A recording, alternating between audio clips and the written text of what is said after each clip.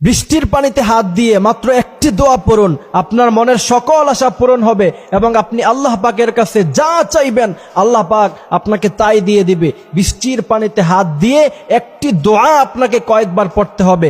আপনি যদি এই দোয়াটা পড়তে পারেন ইনশাআল্লাহ আল্লাহ পাক আপনার মনের সকল আশা পূরণ করে দিবে এবং আপনার ভালোবাসার মানুষকে আপনার জন্য করে দিবে এবং এটার অনেক বেশি গুরুত্ব এবং ফজিলত আছে। প্রিয় ভাইয়েরা, বৃষ্টি আসলে আমরা গান ছেড়ে দেই, বৃষ্টি আসলে আমরা খিচুড়ি আর গরু গোশত নিয়ে বসে যাই, ঠিক কিনা? বৃষ্টি আসলে কিন্তু আমাদের দেশের মানুষগুলি এগুলি করে। কিন্তু আম্মা জান আয়েশা রাদিয়াল্লাহু তাআলা আনহা বলছেন, যখন বৃষ্টি আসতো তখন আল্লাহ রাসূল সাল্লাল্লাহু আলাইহি সাল্লামকে দেখতে পেতাম যে তিনি পেরেশান হয়ে গিয়েছেন। তিনি ভাবতেন, হায় হায় এখনই বোধহয় কিয়ামত হয়ে যাবে, হায় হায় কি যেন হয়ে যায় পৃথিবীর অবস্থা। তিনি মসজিদে চলে যেতেন, তিনি নামাজ পড়তেন।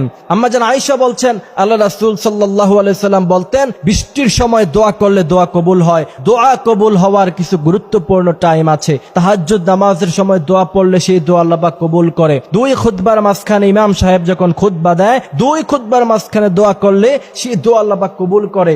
এরপরে ফরজ নামাজের সালাম ফিরানোর পরে দোয়া করলে আল্লাহ পাক সেই দোয়া কবুল করে। ঠিক এমনই সময় বৃষ্টির পানিতে হাত দিয়ে কোনো দোয়া করলে আল্লাহ রাসূল সাল্লাল্লাহু আলাইহি সাল্লাম বলছেন সেই দোয়া আল্লাহ পাক কবুল করে। আপনি যদি এই দোয়াটা পড়তে পারেন ইনশাআল্লাহ আল্লাহ পাক আপনার মনের সকল আশা পূরণ করবে। দোয়াটি হচ্ছে, আল্লাহ রাসূল সাল্লাল্লাহু আলাইহি সাল্লাম বলছেন, তোমরা বৃষ্টির পানি দেখলে বৃষ্টির পানিতে হাত দিয়ে পড়ো, আল্লাহুম্মা সাইয়্যিবান নাফিআ। আমি আবারও বলছি, দোয়াটি হলো আল্লাহুম্মা সাইয়্যিবান নাফিআ। বৃষ্টির পানিতে হাত দিয়ে দোয়াটি নিয়মিত পড়বেন এবং এই দোয়াটি পড়ার পরে 10 বার পড়বেন সাল্লাল্লাহু আলাইহি ওয়াসাল্লাম। আল্লাহ রাসূল সাল্লাল্লাহু আলাইহি ওয়াসাল্লাম বলছেন, যেই ব্যক্তি আমার উপরে একবার দুরূদ আদায় করলো আল্লাহ পাক তার উপরে 10 বার রহমত নাজিল করলো। একে তো বৃষ্টির পানিতে হাত দিয়ে দোয়া করলে দোয়া কবুল হয়, দ্বিতীয়ত রাসূলুল্লাহর প্রতি দুরূদ পড়ার পরে দোয়া করলে দোয়া কবুল হয়, কারণ ওই সময় আল্লাহ পাক রহমত নাজিল করে।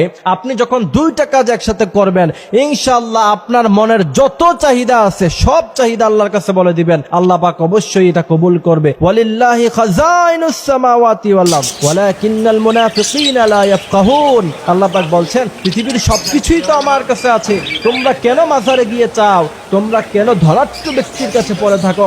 পৃথিবীর সবচাইতে ধনী সত্তা হলাম আমি, আল্লাহু গানিয়্যুন ওয়া আনতুমুল ফুকারা। এই জন্য প্রিয় ভাইরা, আপনার মনের যত বৃষ্টির পানিতে হাত রেখে